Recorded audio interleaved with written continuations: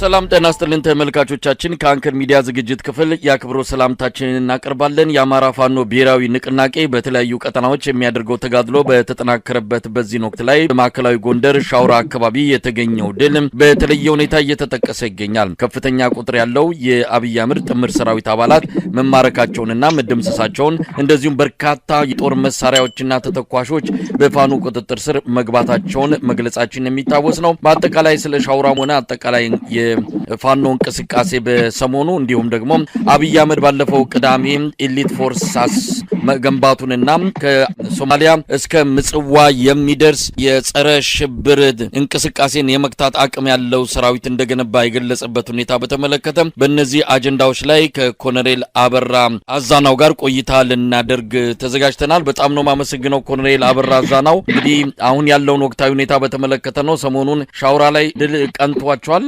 በርካታ ያገዛዙን ጥምር ሰራዊት አባላት እንደመታቹ ነው የሚገለጸው። እስቲ የሻውራው ድል ከዛን ጀምርና ወደ ሌሎች ጉዳዮች ገባለሁ።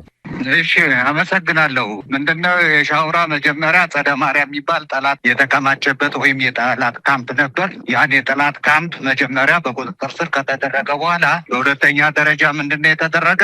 ሻውራን ለማጥቃት ሻውራን ለመቆጣጠር መጀመሪያ መሬት አቀማመጡን ነው ወታደራዊ ቶፖግራፊ ወይም ስትራቴጂክ ቦታዎችን በደንብ አድርገን ከለየን ከታወቀ በኋላ ምን ያስፈልጋል፣ የሰው ኃይል፣ የቡድን መሳሪያ፣ የነፍስ ወከፍ መሳሪያ ምን ያክል ያስፈልጋል የሚለውን ይሄ ጥናት አደረጉ። ይሄ ጥናት ከተደረገ በኋላ ቀጥታ በአራት አቅጣጫ ነው እንዲገባ የተደረገ። ጦሩ ልክ ከቀኑ 7 ሰዓት ጀምሮ እስከ ምሽቱ 12 ሰዓት ተኩል ነው ውጊያውን የተደረገው። በዚህ ውጊያ ላይ የቁም ምሽግ ከፍተኛ የሆኑ ይሄ ሞባይል ዲፌንስ የሚባል ወይም ስትሮንግ ሆል እንደሚለው አይነት አዘጋጅተው ነው የጠበቁት። በዚህ ላይ ሰራዊቱ ከፍተኛ የሆነ ድል በማስመዝገብ ወደፊት በመገስገስ እነኚህን ምሽጎች ሰባብሮ በጠላት ላይ ከፍተኛ ድል ተቀዳጀ። 12 ሰዓት ተኩል ላይ ውጊያው አለቀ። ከዛ በኋላ ህዝብን የማረጋጋት እኛንን አይዟችሁ ውጡ ምንም ችግር የለም ብለን ህዝቡን የማረጋጋት ስራ ነው ሲሰሩ የዋሉት ወንድሞቻችን። እንደ ኮሎኔል አበራ የሻውራ ድልን በተመለከተ እንግዲህ ሰሞኑንም ደብረ ታቦርን አጠቃላይ የደቡብ ጎንደር ቀጠናን ሙሉ በሙሉ ከመቆጣጠር ባሻገር በአንዳንዶቹ አስተዳደር ተክላችሁ እየመራችሁ እንዳለም ይታወቃል። የሻውራን ድል የተለየ የሚያደርገው ምንድን ነው?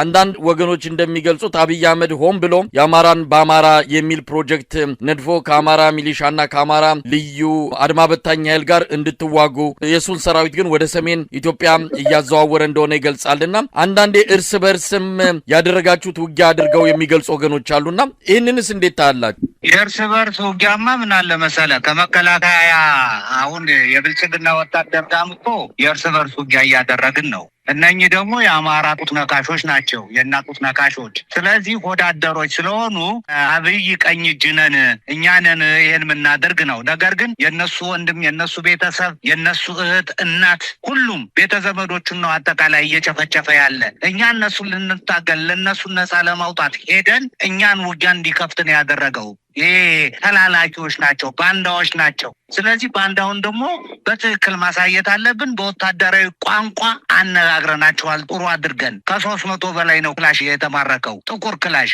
ሁለተኛ ዲሽቃ ተማርኳል፣ ስናይፐር ተማርኳል፣ ፒኬም መትረየስ ተማርኳል፣ ሞርተር ተማርኳል። ይሄን ይዞ ነው ወደ ውጊያ ገብቶ የነበር። ከዛ በኋላ ብትንትኑን አውጥተን የፈለገውን ነገር ነው በእኛ ሰራዊት ላይ ድል የተቀናጀን። ሰራዊቱ በጣም ደስተኛ ሆኖ ወደፊት እየገሰገሰ ይሄን ያለው። ሁለተኛ ሻውራ ምንድን ነው ካለው ወታደራዊ ስትራቴጂክ ቦታ በምትልበት ሰዓት ለባህር ዳር ቅርብ የሆነ ስትራቴጂክ ቦታ ነው ሻውራ። ስለዚህ ከሻውራ ተነስተህ ቀጥታ ወደ ባህር ዳር የሚሄድ መንገድ አለ። ያንን መንገድ ተከትለ የእግረኛ መንገድ አለ፣ ፒስታ መንገድ አለ፣ የተለያየ ነገር አለ። በተሽከርካሪም በእግርም ተንቀሳቅሰህ ባህር ዳርም በተለያየ አቅጣጫ ላይ መጥወር የምችልበት ቦታ ላይ ነው። በወረታ በኩል ትሄዳለህ። በወረታ ሌላው ጦር ሊሄድ ይችላል። በሻውራ ሌላው ሊሄድ ይችላል። በፍኖተ ሰላም የሚመጣ መንገድ አለ። እንደገና በሌላ ማቅጣጫ አለ። ስለዚህ ባህር ዳር ቀለበት ውስጥ አስገብተህ ባህር ዳር ለመቆጣጠር ከፍተኛ የሆነ ስትራቴጂክ ቦታ ያላት ነች ሻውራ። ኮሎኔል አበራም እንግዲህ ይሄ ድል ከተገኘ ምናልባት 24 ሰዓት አልፎታል። እስካሁን ከተማዋን በእናንተ ቁጥጥር ስር ነው የምትገኘው። እንግዲህ አንዳንድ ነገሮች አሉ። አገዛዙ ከተሞችን ስትቆጣጠሩ በድሮንና በከባድ በከባድ መሳሪያ በመደብደብ የእናንተ ከተማ ውስጥ መግባት ለአማራ ህዝብ ስቃይና መከራ ተደርጎ እንዲወሰድ ነው የሚፈልገው። ስለዚህ ያንን ለማስቀረት ብላችሁ አንዳንዴ ከተማ ገብታችሁ ወዲያው የምትወጡበት ሁኔታ አለ። ሻውራስ ያለው ሁኔታ ምን ይመስላል? አሁን ሻውራ ያለው በእኛ ሰራዊት ቁጥጥር ስር ነው ያለው። ግን የሚገርም ትላንት ማታ 4 ሰዓት ላይ ከሌሊቱ ድሮን ጥሏል። ድሮን የጣለው ከተማ ውስጥ ነው። የእኛ ሰራዊት ምንም ነገር የሆነ ምንም የተጎዳ ነገር የለውም። በጣም የሚያሳዝን ህዝብ አስተዳድራለሁ አማራ ህዝብ የመረጠው አማራ እኮ ለኢትዮጵያ ዋልታና ማገር ነው። እቺ ሀገር ቆማ እንድትሄድ ያደረገን ሀገር ግን አጠፋለሁ አወድማለሁ የመረጠውን ህዝብ ለማጥፋትና ለማውደም የሚንቀሳቀስ መንግስት በመሆኑ ስለዚህ ምንድነው የሆነበት ምክንያት ሌሊት በድሮን ነው እንትን ያደረገው 4 ሰዓት ላይ የደበደበ። ይሄን ድብደባ በእኛ ላይ ምንም ነገር የደረሰ ነገር የለም። በጠላት ላይ ነው። እስካሁን ድረስ በእኛ ቁጥጥር ስር ላይ ነው ያለ ሻውራ። ኮሎኔል አበራ፣ ሌላው በአጠቃላይ በወቅታዊ ሁኔታ ላይ ምን አይነት የአውደ ውጊያ እንቅስቃሴዎች እየተደረጉ ነው የሚገኙት? በተለያዩ የጎንደር አካባቢዎች ሰሞኑን በተለየ ሁኔታ ነው እንግዲህ ጥቃቶች እየፈጸማችሁ የሚገኘውና አገዛዙ ደግሞ እኛ ሰራዊቱን አስወጥተናል፣ አሁን ወደ ሰሜን ትኩረት አድርገናል፣ ይህንን አጋጣሚ ጠብቀው ነው ፋኖዎች አንዳንዴ ያለ ተኩስ አንዳንዴ በትንሽ ውጊያ ከተሞቹን እየተቆጣጠሩ የሚገኙት የሚል ከብልጽግና ደጋፊዎች አካባቢ ይሰማል። ለማንኛውም ወቅታዊ ሁኔታው ምን ይመስላል? በአጠቃላይ ብልጽግና እኮ ይኸውልህ አሁን ሁሌ የሚናገረው ነገር ፕሮፓጋንዳ ነው። ነግሬሃለሁ። ገና መጀመሪያ ሲጀምር ምንድነው ያለ? የአማራን ቀበቶ አስፈታለሁ ነው ያለ። ከዛ በኋላ እናንተ እንደምታውቁት የ2 ወር የወር እቅድ እያወጣ አሁን እንደመስሳለን፣ አሁን እንዲህ እናደርጋለን ምናምን እንላለን የሚል ሁኔታ ነው ሲያስቀምጥ ይኖራል። ነገር ግን የምነግርህ ነገር አሁን እነሱ አጠቃላይ አሁን ያላቸው በእኛ ላይ እንዲሆነናል ምክንያት ነው ምንድነው የሚባል የእናቴ መቀነት ምን አለኝ የሚል ሁኔታ ላይ ነው እየተናገሩ ያሉት። እኛ በትንሽ ኃይል አይደለም ያለውን ኃይል ነው። አሁን ሻውራ ብታይ ከ300 ከ400 በላይ ነው የሰው ኃይል የነበረው። ሁለተኛ ምሽጉን ስንሰብር 1 ሻለቃ ሙሉ ነው እንዳለ ያስቀረን። ስለዚህ የነበረው ትንሽ ኃይል ነው የሚለው ነገር ሌላ ነው። ወደዛ ሄዳለሁ ወደ ኤርትራ ውጊያ አደርጋለሁ የሚል ነገር ነው ያለው። በሁለተኛ ደረጃ አሁን ሲናገር ሰምተው እኮ በቀደም ዕለት ሐዋሳ በሄሊኮፕተር ኮማንዶና አየር ወለድን እያወረደ በገመድ ኤሊት ፎርስ ገንብቻለሁ ከሶማሌ እስከ ምጽዋ የሚል ነው። ሁለተኛ ዘመናዊ መሳሪያ ታጥቄያለሁ የሚል ነገር ነው ያስቀመጠ። በመሳሪያ ጋጋታ ማንም ያሸንፍ ሀገር የለም። እንደው ኮሎኔል አበራ ወደዛ እመጣለሁ። የሐዋሳውን ንግግር በተመለከተ እርሶም ስርዓቱ ጋር የነበሩ እስከ ኮሎኔል ማዕረግ ደርሰው ከፍተኛ የወታደራዊ መስሪያ ቤትን ሲመሩ የነበሩ በመሆኑ ስለ ሰራዊቱ ቁመና በደንብ እንደሚነግሩን ተስፋ አድርጋለሁ። ነገር ግን አሁን ባለው የፋኖ እንቅስቃሴ ውስጥ በተለይ እናንተ ባላችሁበት አካባቢ ያለው የመንግስት መዋቅር ፖለቲካዊና ወታደራዊ መዋቅር ምን ይመስላል? ዳግም የሰሜኑን ውጊያ አድርገንም ይሁን ያንን የቤት ስራችንን ጨርሰን ተመልሰን ወደ አማራ ክልል መምጣታችን አይቀርም የሚል የመከላከያ አንዳንድ ሰዎችንም እንደዚሁ ቃል እየሰማን ያለ ነው። ስለዚህ ቁመናችሁ ምን ይመስላል? በአሁን ሰዓት ከተሞችን እያስተዳደራችሁ ነው፣ ውጊያዎችን እያደረጋችሁ ነው፣ ተቀናጅታችሁ በአጠቃላይ የፋኖን ትግል ወዴት እያመራ እንዳለ መግለጽ ይቻል ይሆን? በአሁኑ ወቅት ላይ ሆናችሁ? አዎ መግለጽ እንችላለን። በፊት ነገርኩ እንግዲህ ተለያይተን በነበርንበት ሰዓትም ብዙ ውጊያዎችን አድርገናል። ስለዚህ በዛም ከፍተኛ ድል ነበር ስናስመዘግብ ነበር። አሁን አንድ ከሆንን በኋላ ደግሞ ፖለቲካው በአንድ ነው የሚመራ፣ ሎጂስቲክስ በአንድ ነው የሚመራ፣ ትዕዛዝም የሚመራው በአንድ ነው። በአንድ በመሆኑ ከፍተኛ የሆነ ድል እያስመዘገብን ያለ። ሰራዊቱ አንድ በመሆናችን ከፍተኛ የሆነ ደስታ ነው ያለው። እንኳን ሰራዊቱ ህዝቡ፣ የአማራ ህዝብ አጠቃላይ አንድ በመሆናችን ከፍተኛ የሆነ ደስታ ኖሮ ከፍተኛ የሆነ መነሳሳት ነው ያለው። የሚያበላን የአማራ ህዝብ ነው። ሁሉን ነገር የሚገዛልን የአማራ ህዝብ ነው። የሚያስተኛን የአማራ ህዝብ ነው። መጠለያ የሚሰጠን የአማራ ህዝብ ነው። ስለዚህ ህዝብ ስለያዝን አሸናፊዎች ነን። የፈረሰ ሰራዊት ነው አጥሞ የቀረ ነው ብያለሁ። አሁንም አጥሞ የቀረ ነው ሰራዊቱ ብቻ ሳይሆን በጣም የሚገርም ካቢኔ አባል ሁሉ አጠቃላይ አሁን ደልጊ የሚባል ቦታ አለ። ሻውራ ሰራዊቱ ሲገባ እንዳለ ለቆ ማንም የለም ማንም። ስለዚህ እኛ ከህዝብ ጋር ነን። ህዝብ ይዘን ነው ውጊያዎችን እያደረግን ያለን። አሁን ሰራዊቱ የመዋጋት አቅሙ ከበፊት ከነበረው እጥፍ የበለጠበት ሁኔታ ነው። አመራሩ ራሱ በጣም ከፍተኛ የሆነ ተነሳሽነት አለው። እግረኛውም ተነሳሽነት ኖሮት ለዚህ ድል እየበቃን ያለን የሚል ነው። እንግዲህ የአማራ ፋኖ ብሔራዊ ንቅናቄ የምህረት አዋጅ አውጥቷል። እነዚህ ሚሊሻና አድማ በታኝ ለአብይ አህመድ አገዛዝ እድሜ መቀጠል በገዛ ወገናቸው ላይ የሚተኩሱት እንደው ይሄ እልቂት ከመምጣቱ በፊት እንደሰማሁት ሻውራ አካባቢ ጥሪ አድርጋችሁ ሽማግሌ ሁሉ ልካችሁ እንዳትተኩሱ እኛን ገላችሁም እጅ ስጡ ስትሏቸው እምቢ ብለው ነው እንግዲህ ወደ ውጊያ ገብተው ሽንፈቴ የተከናነቡት። አሁንስ ምንድነው መልእክታችሁ? እነዚህ ሰዎች ከአብይ አህመድ ጎን ተሰልፈው በእናንተ ላይ ነው በአማራ ህዝብ ላይ ነው እየተኮሱ ያሉትና መልእክት አላችሁ? አሁንም መልእክት አለን። አንደኛ ድርጅቱ የሰጣቸው የምህረት ጊዜ አለ 15 ቀን ተብሏል። ስለዚህ በዛ እንዲጠቀሙ ነው። አሁንም እኛ ወገኖቻችን ናቸው ተሳስተው ነው የገቡ። ትልቁ ነገር አሁን የፋኖ አደረጃጀት ወይም የፋኖ የሆነ ሰው ሲያጠፋ ምንድነው የሚደረገው? የመጀመሪያ ትመክራለህ፣ ትገጽሳለህ፣ ሁለተኛ ሶስተኛ ማስጠንቀቂያ ትሰጣለህ፣ በአራተኛው ነው እርምጃ የምትወስደው። ስለዚህ ለእነኝህ ሰዎች የተለያየ ነገር ነው። ታው ይሄ ነው ቤተሰብ አላቸው፣ ሁሉንም ነገር ነው እንትን ያልን። ነገር ግን እነሱ ይሄን ነገር እንትን አላደረጉም፣ ሊቀበሉንም አልቻሉም። ሊቀበሉን ስላልቻሉ ምንም ማድረግ አልቻልንም። ስለዚህ ቀጥታ ውጊያ ነው የገባን። ውጊያ እንደገባን ያው አሁን እንደምታየው ወይም እንደሰማኸው ከፍተኛ የሆነ ሽንፈት ላይ ተጎናጽፈው ያው አብዛኛው ሰው የነሱ ኃይል ሙት ሆኗል፣ ቁስለኛ ሆኗል። የተወሰነውም በምርኮኛ የያዝንበት ሁኔታ ነው ያለ። የማረክነውን እኛ በዓለም አቀፍ ኮንቬንሽን መሰረት የምርኮኛን አያያዝ በስነ ስርዓት ፋኖ ከዚህ በፊትም ስለሚያውቅ አሁንም ያንን ነገር በደንብ በስነ ስርዓት አድርገን ተገባክለን እንይዛቸዋለን። እንግዲህ ወደ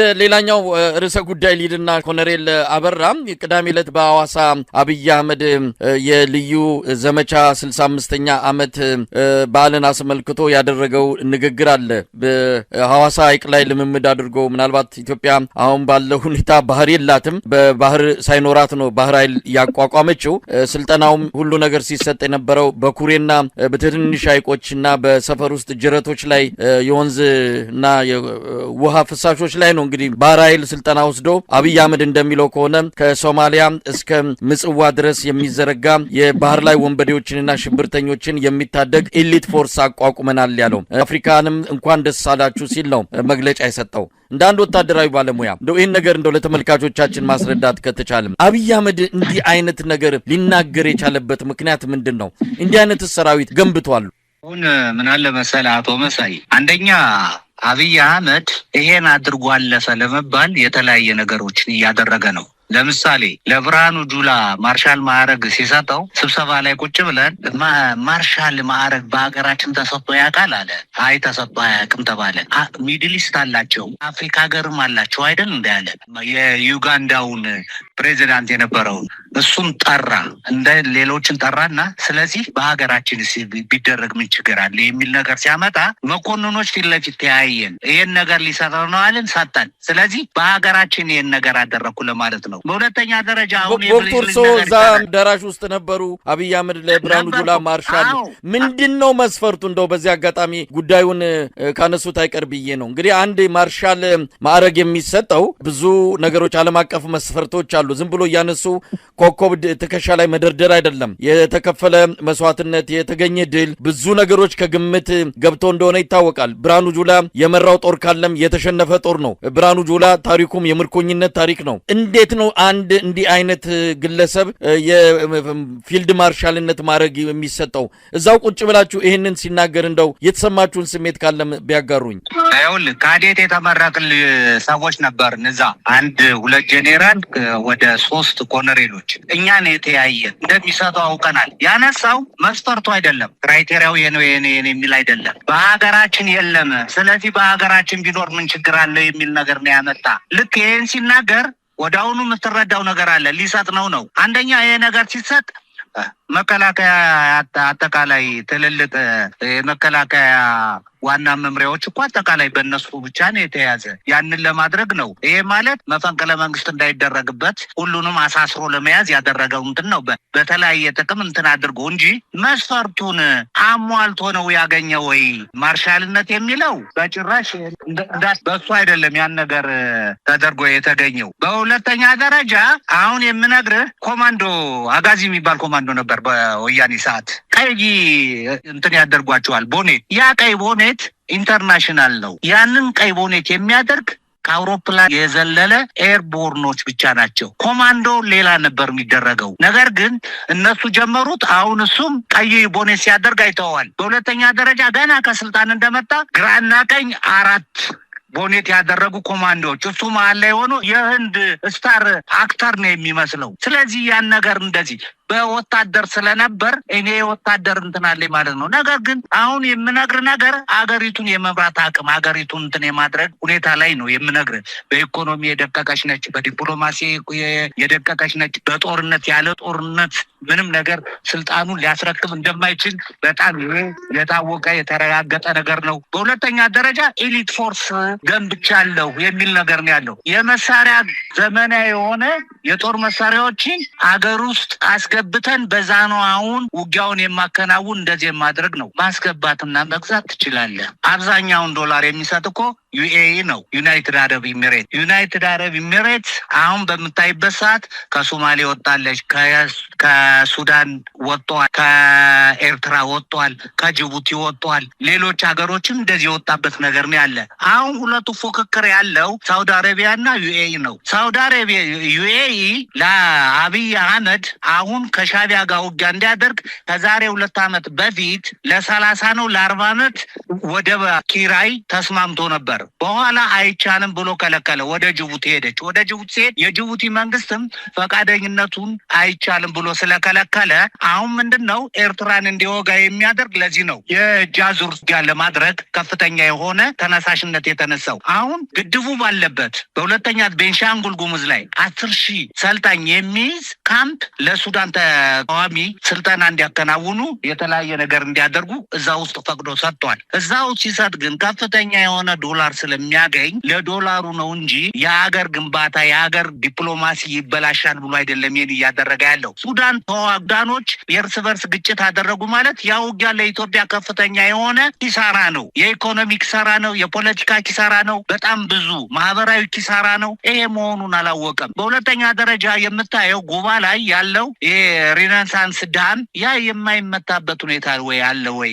ያንን የሚቆጣጠርበት ሁኔታ አለ ወይ? የለም። በሁለተኛ ደረጃ ኤርትራ አሁን ትግራይን አሳልፉን ታደሰ ወረደን አሁን ወደ ትግራይ ስንሄድ ሰራዊታችን የእናንተ ሰራዊት እንዳይነካ ነው። አሁን ሁለት ነገር አለው። የትግራይ ሰራዊት መኖሩን አመነ ማለት ነው። የትግራይ መከላከያ ሰራዊት አለው ማለት ነው። ይሄን ለህዝብ እየተናገረ ነው። ይሄን አያውቅም። በሁለተኛ ደረጃ በፊት ስምምነት ሲደረግ ደቡብ አፍሪካ ሄደው ስምምነት ሲያደርጉ አጠቃላይ ሰራዊቱን መልሶ ማቋቋም እንዲደረግ መሳሪያ እንዲመለስ የሚል ነበር የተደረገው። ራሱ ብርሃኑ ጁላ ምንድን ያለው መሳሪያ አስመልሰዋል፣ ሁሉን ነገር እያደረጉ ነው፣ የተወሰነ የሰው ኃይል ነው የሚቀራቸው የሚል ነገር ነው የተናገረ። ራሱም ይሄን ነገር ብሎ ተናግሯል። ነገር ግን የተደበቀ መሳሪያውን እየወጣ ነው እንትን የሚደረግ። አማራ መሬት ላይ ውጊያውን ለማድረግ ነው ከፍተኛ ፍላጎት ያለው። አማራ መሬት ላይ ሊያደርግ አይችልም። ምክንያቱም አማራና ትግራይ ቴሪቶሪያቸው የተያያዘ ነው። ስለዚህ አማራን ተሻግሮ ነው ወደዛ የሚሄድ። ትግራይ ደግሞ አልፈቀደለት፣ ውጊያውን ሊያደርግ አይችልም። ስለዚህ አሁን ውጊያውን ሊያደርግ የሚችል ቡሬ አለ። በቡሬ በማንዳ በኩል አድርጎ ሊያደርግ ይችላል እንጂ አንደኛ በአዲግራት በኩል በዛላምበሳ ሊሄድ አይችልም። በሁለተኛ ደረጃ በገማሃሎ ሊሄድ አይችልም። ይሄን ሊያደርግ ስለማይችል በዛ በኩል አደርጋለሁ ነው። ሁለቱ ደግሞ ትግራይና ኤርትራ አንድ ሆነዋል። አንድ ስለሆኑ በአንድ ነው ውጊያ የሚያደርጉበት። ስለዚህ እነሱ ደግሞ ኤርትራ ዘመናዊ መሳሪያ ታጥቃለች፣ ከሳውዲ አረቢያ ወስዳለች። ከራሻ በጣም ብዙ መሳሪያ ነው የተሰጣቸው። የአፍሪካ የራሻ የአመታዊ ሰሚት ጉባኤ ላይ ኢሳያስ አፈወርቅ የተናገረው በጣም የሚገርም ነው። በቭላድሚር ፑቲን እንዴት ሆኖ ቁጭ ብሎ ሲያዳምጥ እንደነበር እንግዲህ እናንተ ጋዜጠኞች ያያችሁት ነገር አለ። በቃ ራሻን በጣም ትክክለኛ 30 ምናምን በቃ አውሮፓንና አሜሪካን የገጠምክ ነው ያለው። ብቻህን ገጥመህ እንዲያደረክ ጀግና ነው ያለው። ይሄን ሲል ብዙ መሳሪያ መረዳቱን እናውቃለን። ስለዚህ አሁን የጄን አደርጋለሁ አያደርጋትም፣ ይሄን አያደርግም አልቆ ሁሉም ነገር ጨርሶ ተዋርዶ የሚመጣበት ሁኔታ ነው ያለ። በየትኛው ውጊያ ነው ብርሃኑ ጁላና አብይ ውጊያ አሸንፈው ድል አድርገው መጥተው የሚያውቁት? ስለዚህ አሁንም አገሪቱን ወደ ሽንፈት የሚያደርግበት ሁኔታ ላይ ነው ያለው። እንደ ኮሎኔል አበራም የተናገረው ኢሊት ፎርስ የሚባለው ምናልባት እንግዲህ ወታደራዊ እይታ ባለሙያ ስለሆናችሁ ከወታደራዊ እይታ አንጻር ልትገልጹት ትችላላችሁ። አንድ ባህር ኃይል አንድ በእንደዚህ አይነት ኢሊት የሚል መጠሪያ የያዘ ኃይል ከስልጠናም ረገድ በተለያየ መልኩ ከስነ ልቦናም ከእውቀትም ከተለያዩ ነገሮች አንጻር በብቁ ሁኔታ መገንባት ይጠብቃል። ዝም ብሎ የለብለብና ስሙን እየጠሩ በሰው ኃይል በብዛት ብቻ እና በቃላት ማስፈራራትና በእንዲህ አይነት መልኩ የሚባለውን ውጤት ማምጣት ይቻላል ወይ? ኢትዮጵያ ባላት ሁኔታ ይህንን ኃይል መገንባት አይደለም አብይ አህመድ አፍሪካውያንን ነው እንኳን ደስ አላችሁ ያለው። ነገር ግን የሚናገረው ሰራዊት እኮ ከዚህ በፊትም ኢሊት ሰራዊት ተቋቋመ ተብሎ ሰሜን ሸዋ ላይ በፋኖች ከፍተኛ እኮ ኪሳራ የደረሰበት እንደሆነ እናስታውሰዋለን። መገንባት ይቻላል ወይ? በኢትዮጵያ አቅም ባለው ሁኔታ ባህር ሳይኖር በቂ የሆነ ስልጠና ሳይሰጥ እንዲህ አይነት ኃይል አለኝ ብሎ ለአፍሪካ ጭምር እንኳን ደስ አላችሁ መልእክት ማስተላለፍ እውነት ምን ማለት ነው? ይሄ እኮ ምን አለ መሰለህ ሰውየው በሚናገርበት ሰዓት ዝም ብለህ መስማት ነው። እንደ ነገር ልንገርህ፣ ውሻ ነከሰኝ ብለህ ውሻን አትነክስም። አንድ ሰው የተናገረ ብለህ አትናገረውም። ንቀህ የምታልፈው ነገር አለ፣ ብዙ ነገር፣ በጣም ብዙ። እስካሁን ድረስ ስንት ያልተባሉ ያልሆኑ ያልተደረጉ ነገሮች ነው ሲወራ። ያው ከፓርላማ ጀምሮ የተለያየ ነዳጅ አመጣ አገኘው የሚል ሁኔታ ሁሉ ወደብ አገኘው የተፈራረመውን እንኳን እንትን ወደብ አገኘው የሚል ሲያስጨፍራቸው ብዙ ነገር አለ። ያው እናንተ ከኔ የበለጠ እንግዲህ ኢንፎርሜሽኑ አለ። አሁን የምነግር ግን በደርግ የነበሩ ባህር ኃይሎችን ከተለያየ ሀገር ያሉትን ጠርቶ የተለያየ ስልጠና ሰጣለሁ አለ። እንዲሰጡ እንትን አደረገ። ያ ምንድነው? ጣና ላይ የሆነ ኩሬ ላይ የሆነ አዋሳ ላይ የተለያየ እንትን ነገር እያደረገ ይሄን ነገር ስልጠና አደረግኩ ነው። እነሱ አሁን በጣም የሚገርም እንግዲህ ከሶማሌ እስከ ምጽዋ ነው ያለው ያሉትን ቴሮሪስት እናጠፋለን ያለ አሜሪካ እንግዲህ ይሄ የምታየው የቀይ ባህርን ያሉት በፊት የሚያግቱ ቴሮሪስቶች እነሱ እንኳን ያን ነገር መቻል አልቻሉም። ሶማሌዎች በስንት ድርድር በስንት ምናምን የስንት መርከብ እየተያዘ ያን ነገር ያደረገ ነው። ይሄ ምንም አቅም የለውም። የሰለጠነ የሰው ኃይል የለውም።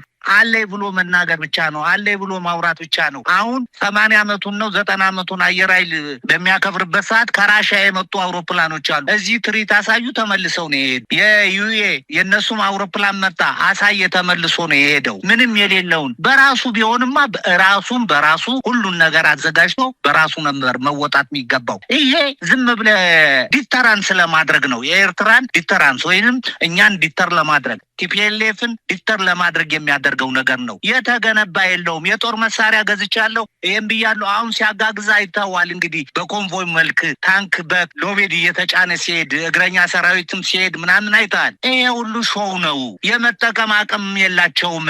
አሁን ድሮን ይጥላል። ድሮን በትክክል እኛ ጋር ወድቆ መጥቶ አያውቅም። ህዝብ ነው የሚመታ፣ እንስሳት ነው የሚመታ፣ የተከመረ ሰብል ነው የሚመታ። የእሱ ሰራዊት እኮ አሁን ሰሞኑን ያየው አለ። ለምሳሌ የገበሬ ቤት ገብቶ እህል እንዴት አድርገው እንደሚደፋፉ እንዴት አድርገው እንደሚያቃጥሉ የቆመ መኪና ላይ እኮ ማንም ሰው ከሌለ ቴፑን ፈተው ይዘው ነው የሚሄዱ። ጎማ ፈተው ነው፣ ባትሪ ፈተው ይዞ የሚሄድ ነው። ለገንዘብ ለምን ለእንደዚህ ስነ ምግባር የሚባል የለም፣ ኢቲክስ የሚባል ነገር የለም። እንደዚህ አይነት ሰራዊት ገንብቶ ነው ገነባው የሚል። ሁለተኛ እጁን የሚሰጥ የዓላማ ጽናት የሌለው ሰራዊት ይዞ ነው ገነባው እንዲያደረኩ የሚል። መከባበር የሚባልም የላቸውም። ይደባደበው። እኔ ወታደር 34 ዓመት ሲኖር የተደባደበ ወታደር አይቻላል።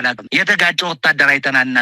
በግምገማ ይስተካከላል። በሁሉም ነገር ስነ ስርዓት ዲሲፕሊን ተስተካክሎ ላይ ታች ተከባብረ የምትኖር ነው። አሁን እንዲህ የሚባል ነገር የለም። ለነገር ይኸው በ3 ዓመት ሻምበል ማዕረግ የሚሰጥ የብልጽግና መከላከያ ነው ያለው። ስለዚህ የሚባለውን ነገር ወሬ ነው እንጂ በተግባር የለም። ለነገርየው እናንተ ተባበሩና እንዳው ዓለም አቀፍ እውቅና ያላቸው ሳይካትሪስት እነሱ መጥተው እንዳው ለዚህ ሰው መፍትሄ ቢያደርጉለት ይሻላል የሚል ነው የኔ ሐሳቢ። እንግዲህ ኮሎኔል አበራ አዛናው በአጠቃላይ በወቅታዊ የኢትዮጵያ ሁኔታ ላይ አጭር አስተያየት እንዲሰጡኝ በማድረግ ነው ቆይታችንን የምናበቃው። ወዴት እያመራን ነው? አብይ አህመድ ሁሉን ነገር በጦርነት እፈታለሁ እያለ ነው። እንግዲህ በየቦታው ግጭት እየተቀሰቀሰ ነው። ቤንሻንጉል ጉሙዝ ዛሬ እንደሰማነው ከሆነ አጠቃላይ ቀጠናው ቀውስ ሆኗል። የኦሮሞ ነጻነት ሰራዊት ከተሞችን እየተቆጣጠረ እንዳለ ነው። የመከላከያ ሰራዊት የተባለው የአብይ አህመድ ሰራዊት ወደ ሰሜን ኢትዮጵያ ማቅናቱን ተከትሎ ነው ኦሮሞ ነጻነት ሰራዊት ቦታዎችን እየያዘ የሚገኘው። ይሄ ጉዳይ በጋምቤላም በደቡብ ኢትዮጵያም አካባቢ እንዲሁ ግጭቶች ተከስክሰዋል። በአርሲም እንደዚሁ በርካታ የአብይ አህመድ ሚሊሻዎች መገደላቸው ተሰምተዋል። ስለዚህ ሀገሪቱ በአጠቃላይ ቀውስ ውስጥ ናት። ምርጫ አደርጋለሁም እያለች ነው። እስቲ ስለ ኢትዮጵያ አጠር ያለ ታውን ያጋሩኝና በሌላ ጊዜ በሰፊው እንመጣበታለን። እሺ፣ አሁን አቶ መሳይ የእርስ በርስ ውጊያ ብቻ ሳይሆን አሁን እሱ ከኤርትራ ጋር ውጊያ ያለው ከሱዳን ጋር ሰሜን ሱዳን ጋር ደቡብ ሱዳን ጋር ያልተጋጨበት ማንም ሀገር አሁን ያልተጋጨው ኬንያ ጋር ብቻ ነው። ከኬንያ ጋር ብቻ ነው። ከኬንያ ጋር በደንበር የአርብቶ አደሮች የተወሰነ ነገር ነበራቸው። ያንን በጋራ ስምምነት ላይ የተደረገ ነው። በሁሉም ሶማሌ ጋር ጦርነት ውጊያ ላይ ነው። ሰላም አስከባሪ የሚባል ነበር። አብይ የሚባል ቦታ ነበር። ወደ 4,000 ምናምን የነበረ የሰው ኃይል ያም እንዲወጣ ተደርጓል። በሱ ዘመን ሶማሌ አሚሶንና ነናሚሶን የሚባል ነበር። ያንንም እንዲወጣ ነው የተደረገው። አሁን የምታየው ግብጽ ገብታለች። በዛ ላይ ግብጽ እዛ ስትገባ ምን እያደረገች ነው የሚል ነገር እንኳን ይሄን እንትና አይገነዘብም፣ አያውቅም። እንዳትገባ ዲፕሎማሲ ስራ መስራት፣ የተለያየ ነገር ማድረግ ነበረበት። ኬንያ ድረስ ሄዷል። አሁን ኬንያ ድረስ ሄደው የኬንያን የውሃ ተፋሰስ የተለያየ ነገር በስንት ቢሊዮን ብር ይሄን ነገር አደርጋለሁ ብሎ ከሩቶ ጋር ተፈራርመዋል። ይሄ ያለው ምንድን ነው? አሁን የምታየው ፖለቲካ ላይ ከፍተኛ የሆነ ዲፕሎማሲ ሁኔታው ላይ የተበለጠበት ሁኔታ ነው ያለው። አገሪቱን አድቋታል። አሁን ውጊያ ሊደረግ ወደዛ ጉዞ በሚያጋግዝበት ሰዓት ማንኛውም ሰው ገንዘብ እንዲያዋጣ፣ ማንም ባለሀብት እንደዚህ እንዲያደርግ፣ ባንክ ቤት ያለውን ገንዘብ ሁሉ እየወሰደ ለጦር መሳሪያ ለተለያየ ለቀለብ ለምን እያደረገ ነው ያለው። ስለዚህ የመሸከም አቅም የለውም። በሁለተኛ ደረጃ የምነግርህ ከኤርትራ ጋር ውጊያ ሲያደርግ የኢትዮጵያ ሕዝብ ደንበሬ ተወረረ ወይም ተደፈርኩ ብሎ እንዳለ ይወጣል፣ በተለያየ ነገር ያግዘኛል ብሎ ነው ከዚህ በፊት ሲደረግ እንደነበረው። ለምሳሌ በ90 ዓመተ ምህረት የኢትዮጵያ ሕዝብ በግ ያለው በግ፣ ከብት ያለው ከብት፣ ፍየል ያለው ፍየል፣ ማር ያለው ማር፣ ቅቤ ያለው ቅቤ እየሰጠ እህል እንደፈለግ ሆኖ ነበር ወደ ጦርነቱ የተደረገው።